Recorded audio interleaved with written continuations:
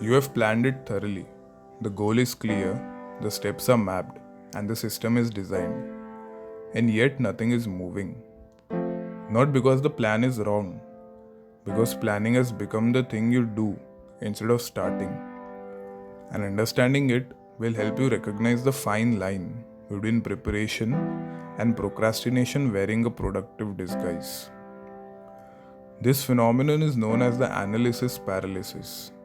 It describes what happens when the pursuit of the perfect plan prevents any plan from being executed. Psychologist Barry Schwartz's research on the paradox of choice showed that more options create more anxiety, and that the pressure to find the optimal path often prevents people from taking any path at all.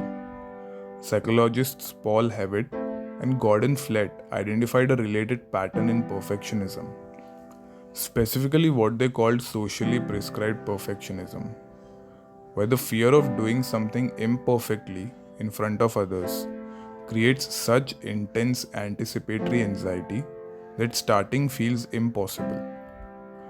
Together, these two mechanisms explain a pattern that looks like diligence from the outside: more research, more planning, more refinement of the approach. But what it is actually driven underneath by is fear. Fear that the wrong choice will be irreversible. Fear that imperfect execution will be judged. Fear that starting is the moment the plan becomes real, and real things can fail. You have seen this in yourself or in the people close to you. The business idea researched for 18 months that has not yet seen a single email to a potential customer. The creative project planned in detail that has not yet produced a first draft. The fitness goal with a perfectly structured program that has not yet seen a first workout. The more important the thing, the more elaborate the planning tends to become. Because planning feels like progress, it has the texture of doing something, but it carries none of the risk of actually being in it. Here is what overplanning actually costs you. Time is the most obvious cost. Hours and months spent optimizing an approach that never gets tested. But the deeper cost is something else: the gradual erosion of confidence in your own ability to act. The longer the gap between intention and action, the larger the task grows in your mind. The more perfect the execution needs to be to justify the wait, and the harder starting becomes. Overplanning is not neutral. It actively makes starting things harder the longer it continues. One principle that cuts through this directly: done is better than perfect.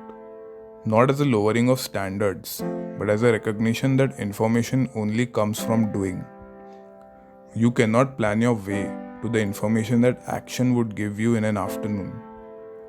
Set a specific start date and treat it as non-negotiable. Not a date to be ready, a date to begin with whatever you have at that point. Then adopt what designers call the minimum viable version. The smallest, most imperfect version of the thing that actually exists in the world. Ship that, learn from that, improve from there. The plan that gets executed imperfectly will always teach you more than the plan that never leaves the notebook. When you break the planning loop and start, something important happens. The anxiety does not disappear, but it changes character. Instead of the anticipatory dread of what might go wrong, you are dealing with actual feedback about what is actually happening. And actual feedback is workable in a way that imagined problems are not. Your confidence builds, not from planning better, but from the accumulated experience of starting things and finding out they were manageable. And the gap between your ideas and your output, which overplanning widens every day, begins to close. Preparation matters, but the best preparation for doing something is actually doing something.